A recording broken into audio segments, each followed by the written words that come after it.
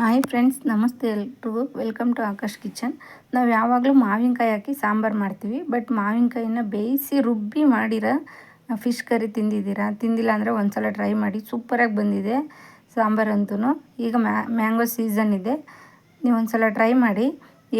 ಏನು ಬೇಕು ಏನೆಲ್ಲ ಇಂಗ್ರೀಡಿಯೆಂಟ್ಸ್ ಬೇಕು ಅಂತ ಬನ್ನಿ. ನೀವು ಹೊಸ್ದಾಗಿ ಏನಾದರೂ ನನ್ನ ಚಾನಲ್ ನೋಡ್ತಾಯಿದ್ರೆ ಪ್ಲೀಸ್ ಸಬ್ಸ್ಕ್ರೈಬ್ ಮಾಡ್ಕೊಳ್ಳಿ. ವಿಡಿಯೋ ಇಷ್ಟ ಆದರೆ ಒಂದು ಲೈಕ್ ಮಾಡಿ, ಶೇರ್ ಮಾಡಿ, ಕಮೆಂಟ್ ಮಾಡಿ ತಿಳಿಸಿ ಹೇಗೆ ಬಂತು ಅಂತ. ಈಗ ಹೇಗೆ ಮಾಡೋದಂತ ನೋಡೋಣ.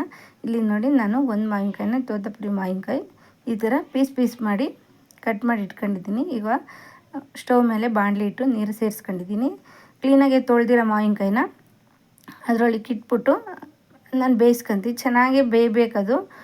ಸಿಪ್ಪೆ ಕಲರ್ ಚೇಂಜ್ ಆಗುತ್ತೆ, ನಿಮ್ಗೆ ಗೊತ್ತಾಗುತ್ತೆ ನೋಡಿ. ಇವಾಗ ಚೆನ್ನಾಗಿ ಬೆಂದಿದೆ, ತಣ್ಣಗಾಗಿದೆ. ಇವಾಗ ನಾನು ರುಬ್ಕೊತಾ ಇದ್ದೀನಿ. ನಿಮ್ಗೆ ರುಬ್ಕೊಳಕ್ಕೆ ಬೇಡ ಅಂತ ಅಂದರೆ ಮೇಲ್ಗಡೆ ಹೊಟ್ಟೆಲ್ಲ ತೆಗೆದ್ಬಿಟ್ಟು ಒಳಗಡೆ ಗುಜ್ಜು ಥರ ಇರುತ್ತಲ್ಲ, ಅದನ್ನಾದರೂ ಸೇರಿಸ್ಕೊಳ್ಳಿ. ಈ ಥರ ರುಬ್ಬಿರೋದ್ರಿಂದ ರುಬ್ಕೊಂಬಂದಿದ್ದೀನಿ ಈ ರೀತಿ ನೋಡಿ. ಈಗ ಒಂದು ಬಾಣಲಿ ಇಟ್ಕೊಂಡಿದ್ದೀನಿ. ಈಗ ಎಣ್ಣೆ ಸೇರಿಸ್ಕೊತಾ ಇದ್ದೀನಿ. ಯಾವುದೇ ಇಂಗ್ರೀಡಿಯೆಂಟ್ಸ್ ಆಗಲಿ ಅಂತ ಅವಶ್ಯಕತೆ ಇಲ್ಲ. ಬ್ಯಾಚುರಲ್ಗೆ ಮತ್ತು ಮಾಡಿಸಿದ ರೆಸಿಪಿ ಇದು. ಎಣ್ಣೆ ಸೇರಿಸ್ಕೊಂಡಿದ್ದೀನಿ.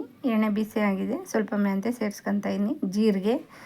ಈಗ ಸಣ್ಣದಾಗಿ ಕಟ್ ಮಾಡ್ಕೊಂಡಿದ್ದು ಸಣ್ಣ ಈರುಳ್ಳಿ ಸೇರಿಸ್ಕೊತಾ ಇದ್ದೀನಿ. ಸಣ್ಣ ಈರುಳ್ಳಿ ಇಲ್ಲ ಅಂದರೆ ತೊಂದರೆ ಇಲ್ಲ, ದಪ್ಪ ಈರುಳ್ಳಿನೇ ಆ್ಯಡ್ ಮಾಡ್ಕೊಂಡು ಇವಾಗ ಸ್ವಲ್ಪ ಫ್ರೈ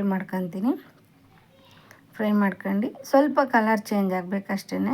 ತುಂಬ ಹೊತ್ತು ಏನು ಬೇಕಾಗಿಲ್ಲ. ಸ್ವಲ್ಪ ಕರಿಬೇವು ಸೇರಿಸ್ಕೊತಾ ಇದ್ದೀನಿ. ಸಿಂಪಲ್ಲಾಗಿ ಮಾಡ್ಕೊಬೋದು. ಎಷ್ಟು ಬೇಗ ಆಗುತ್ತೆ ಗೊತ್ತಾ. ಟೇಸ್ಟ್ ಮಾತ್ರ ನೆಕ್ಸ್ಟ್ ಲೆವೆಲಲ್ಲಿದೆ. ಅಷ್ಟೊಂದು ರುಚಿಯಾಗಿ ಬಂದಿದೆ ಫಿಶ್ ಕರಿ. ಈಗ ನೋಡಿ, ಈ ರೀತಿ ಫ್ರೈ ಮಾಡ್ಕೊಂಡಿದ್ದೀನಿ. ಈಗ ಶುಂಠಿ ಬೆಳ್ಳುಳ್ಳಿ ಪೇಸ್ಟು 1 ಸ್ಪೂನಷ್ಟು ಸೇರಿಸ್ಕೊತಾ ಇದ್ದೀನಿ. ಸೇರಿಸ್ಕೊಂಡು ಸ್ವಲ್ಪ ಹಸಿ ಸ್ಮೆಲ್ ಹೋಗೋವರೆಗೂ ಚೆನ್ನಾಗಿ ಫ್ರೈ ಮಾಡ್ಕೊತೀನಿ. ಶುಂಠಿ ಬೆಳ್ಳುಳ್ಳಿ ಪೇಸ್ಟನ್ನ ನೋಡಿ, ಈ ರೀತಿ ಪೇಸ್ಟ್ ಆಗ್ತಿದೆ. ನಿಮಗೇನಾದರೂ ಅಡುಗೆ ವಿಡಿಯೋ ಬೇಕು ಅಂದರೆ ಕಮೆಂಟಲ್ಲಿ ತಿಳಿಸಿ, ಮಾಡಿ ನಾನು ಅಪ್ಲೋಡ್ ಮಾಡ್ತೀನಿ. ಈಗ ಒಂದು 4 ಹಸಿಮೆಣ್ಸಿನ್ಕಾಯಿನ ಹಾಕೊಂಡಿದ್ದೀನಿ. ನೀವು ಖಾರ ಜಾಸ್ತಿ ತಿಂತೀವಿ ಅಂತ ಅಂದರೆ ಖಾರದ ಪುಡಿ ಒಂದು ಸ್ಪೂನ್ ಸೇರಿಸ್ಕೊಳೋದಕ್ಕೆ ಇನ್ನೊಂದು ಅರ್ಧ ಸ್ಪೂನು ಜಾಸ್ತಿನೇ ಸೇರಿಸ್ಕೊಳ್ಳಿ. ಇದಕ್ಕೆ ಹುಣಸೆಹಣ್ಣು ಹಾಕೋ ಅವಶ್ಯಕತೆ ಇಲ್ಲ, ಹಾಗೆ ಮಾಡ್ಬೋದು. ಯಾಕೆಂದರೆ ಮ್ಯಾಂಗೋದಲ್ಲಿ ಹುಳಿ ಅಂಶ ಇರೋದ್ರಿಂದ ನಾನು ಹುಣಸೆಹಣ್ಣು ಸೇರಿಸ್ಕೊತಾ ಇಲ್ಲ. ಸ್ವಲ್ಪ ಅರಿಶಿಣದ ಪುಡಿ ಸೇರಿಸ್ಕೊಂಡು ಸ್ವಲ್ಪ ಫ್ರೈ ಮಾಡ್ಕೊತೀನಿ. ಮ್ಯಾಂಗೋ ಇದ್ದರೆ ಅದೇ ಹುಳಿ ಸಾಕಾಗುತ್ತೆ. ಫಿಶ್ಗೆ ಹುಳಿ, ಖಾರ, ಉಪ್ಪು 3 ಸ್ವಲ್ಪ ಮುಂದೆಗೆ ಇರಬೇಕು, ಆವಾಗಲೇ ಟೇಸ್ಟ್ ಇರುತ್ತೆ.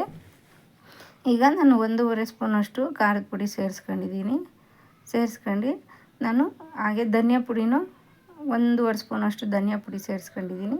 ಸ್ವಲ್ಪ ಉಪ್ಪು ರುಚಿಗೆ ನೀವು ನೋಡಿಬಿಟ್ಟು ಸೇರಿಸ್ಕೊಳ್ಳಿ. ಈಗ ಸ್ವಲ್ಪ ಇದನ್ನು ಡ್ರೈದೇನೆ ಫ್ರೈ ಮಾಡ್ಕೊತೀನಿ ನೋಡಿ. ಈ ರೀತಿ ಫ್ರೈ ಮಾಡ್ಕೊತಾ ಇದ್ದೀನಿ. ಬೇಗ ಆಗುತ್ತೆ. ಮಿಕ್ಸಿ ಇಲ್ಲ, ಬ್ಯಾಚುಲರ್ಸ್ಗಳು ಮಾಡ್ಕೊಳೋದು ಹೇಗೆ ರುಬ್ಕೊಳೋ ಇದೇ ಇಲ್ಲ. ಮಾವಿನಕಾಯಿನ ರುಬ್ಬೋದು ಬೇಡ ಅಂತ ಅಂದರೆ ಸಿಪ್ಪೆ ತೆಗೆದ್ಬಿಟ್ಟು ಮೇಲ್ಗಡೆದು ಆ ಥರ ಗುಜ್ಜಿರುತ್ತಲ್ಲ, ಅದನ್ನೇ ಕೈಯಲ್ಲಿ ಸ್ವಲ್ಪ ಪ್ರೆಸ್ ಮಾಡಿ ಹಾಕಿದ್ರೆ ಸಾಕು ನೋಡಿ. ಇದು ಸ್ವಲ್ಪ ಡ್ರೈಯೇ ಮಾಡ್ಕೊಂಡಿದ್ದೀನಿ. ಈಗ ನಾನು ಮಾವಿನಕಾಯಿ ರುಬ್ಕೊಂಬಂದಿದ್ನಲ್ಲ, ಅದ್ರ ಪೇಸ್ಟ್ನ ಸೇರಿಸ್ಕೊತಾ ಇದ್ದೀನಿ. ಸೇರಿಸ್ಕೊಂಡು ಸ್ವಲ್ಪ ನೀರು ಸೇರಿಸ್ಕೊಂಡು ಮಿಕ್ಸ್ ಮಾಡ್ಕೊತೀನಿ. ಡ್ರೈ ಮಸಾಲೆ ಎಲ್ಲ ಚೆನ್ನಾಗಿ ಫ್ರೈ ಆಗುತ್ತೆ. ಈಗ ನೋಡಿ, ಈ ರೀತಿ ಫ್ರೈ ಮಾಡ್ಕೊತಾ ಇದ್ದೀನಿ. ಯಾವಾಗಲೂ ಒಂದೇ ರೀತಿ ಫಿಶ್ ಕರಿ ಮಾಡಿರ್ತೀರ. ಸೊ ಇದೊಂದು ಸಲ ಈ ರೀತಿ ಡಿಫ್ರೆಂಟಾಗಿದೆ, ಟ್ರೈ ಮಾಡಿ ನೋಡಿ.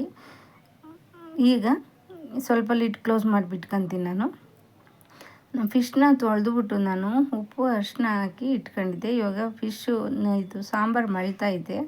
ಈಗ ನಾನು ಫಿಶ್ ಹಾಕ್ತಾಯಿದ್ದೀನಿ. ಇನ್ನೊಂದು, ಮೀನು ಹಾಕಿದ್ಮೇಲೆ ಸೌಟೆಲ್ಲ ಇಡೋಕ್ಕೆ ಹೋಗಬೇಡಿ.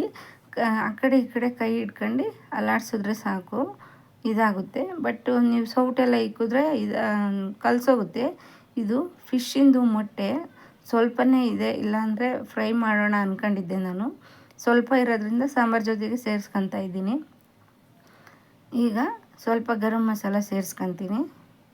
ಸಿಂಪಲ್ಲಾಗಿ ಮಾಡ್ಕೊಬೋದು. ಒಂದು ಸಲ ಟ್ರೈ ಮಾಡಿ. ನಿಮ್ಗೆ ಖಂಡಿತ ಈ ವಿಡಿಯೋ ಇಷ್ಟ ಆಗುತ್ತೆ.